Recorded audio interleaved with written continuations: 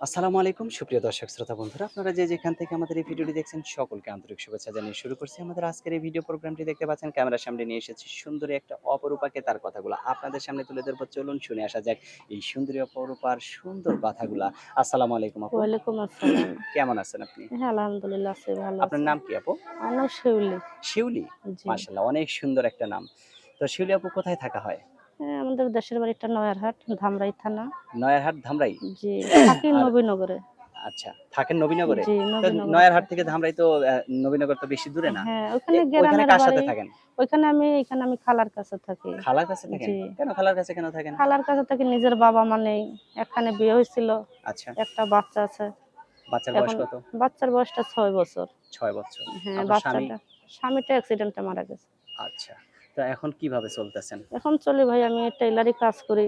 আচ্ছা, এই টেইলারি কাজ করে আমি কোনরকম বাচ্চাটাকে নিয়ে চলেন। বাচ্চাটাকে নিয়ে সংসারটা কোনরকম চালাইতেছি। আপনার স্বামী মারা যাওয়ার পরে কোনো আর বিয়ের প্রস্তাব আসছিল? হুম।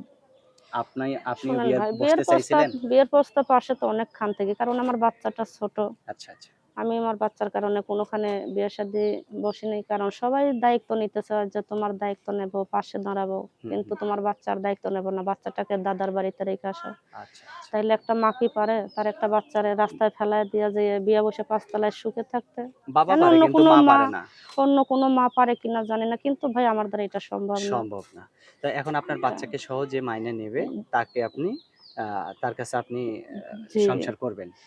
যে আমার বাচ্চা সহ আমার বাচ্চার দায়িত্ব নিয়ে আমারে বিয়ে-শাদী করে আমার পাশে দাঁড়াইবো। আমি হুম। ভাই এমন একটা মানুষ, সে যেমনই হোক না কেন, কালো হোক, বয়স্ক হোক, আমি সেই মানুষটার সাথে ভাই সংসার করতে চাই। মাশাআল্লাহ, অনেক সুন্দর কথা। আপনার কথা খুবই ভালো লাগলো। আপনার হুম। ফোন নাম্বার যেটা দিবেন সেটা মুখস্থ আছে? জি না ভাই, আমার মুখস্থ হাতে নেই। যেটা নাম্বার দিছেন এটাই? হ্যাঁ, এইটাই নাম্বার। আচ্ছা, তো আমি বলি, আমার সাথে আপনিও বলেন। আচ্ছা। 019 019 39 39 72 72 96 96 49। 49। এটাই তো আপনার ফোন নাম্বার? জি, এইটাই নাম্বার। আচ্ছা, আর কিছু বলার আছে আপনার? আমি চাই ভাই, কোনো খারাপ উদ্দেশ্য নিয়ে কোনো ভাই ফোন দিবেন না। আমি চাই যে বিয়ে-শাদী করার আশা যারা মনে আছে, এমন মানুষ আছে না ভাই যে বউ মারা গেছে, হ্যাঁ, বউ হ্যাঁ, হ্যাঁ। চইলা গেছে।